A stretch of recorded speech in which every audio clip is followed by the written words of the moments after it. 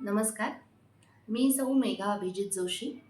P society प्राथमिक शाळेमध्ये मी सहशिक्षिका म्हणून काम करते.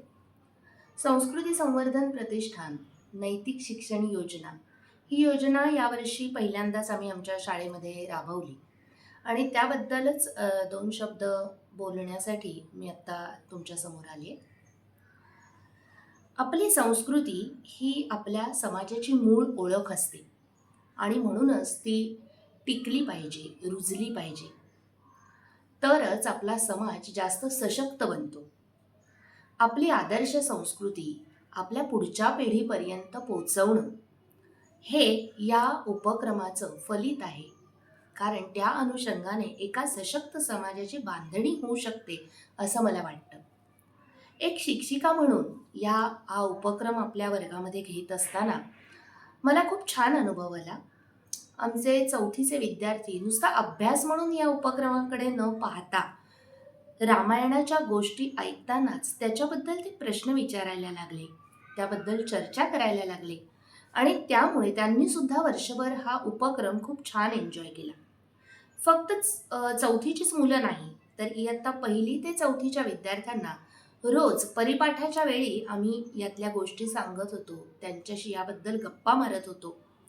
एकंदरीतच एक शिक्षिका म्हणून हा उपक्रम घेताना मनाला खूप समाधान वाटलं.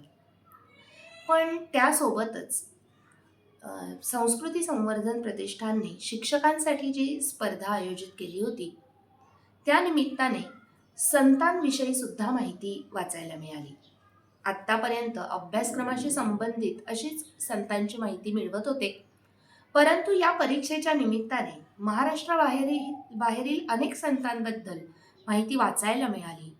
त्याबद्दल मनन करायला मिळालं आणि एक गोष्ट लक्षात आली की हे सर्व संत जरी वेगवेगळ्या पंथातले होते, वेगवेगळ्या ईश्वराची भक्ती करणारे होते, तरी त्यांनी समाजातील तळागाळातल्या आणि प्रत्येक स्तरातील लोकांना नामस्मरणाचा संदेश दिला. एवढंच नाही, तर समाजामधल्या वाईट परंपरा, रूढी यांचा सुद्धा त्यांनी आपापल्या परीने कडाडून विरोध केला. या सर्वांमुळेच हा समाज जास्त सशक्त बनला.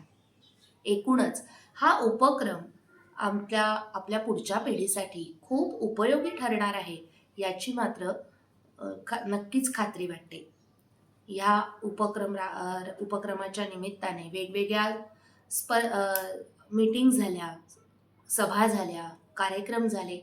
त्यावेळी प्रतिष्ठानशी निगडीत अशा तज्ज्ञ लोकांचं भाषणं ऐकायला मिळाली, त्यांचे विचार ऐकायला मिळाले.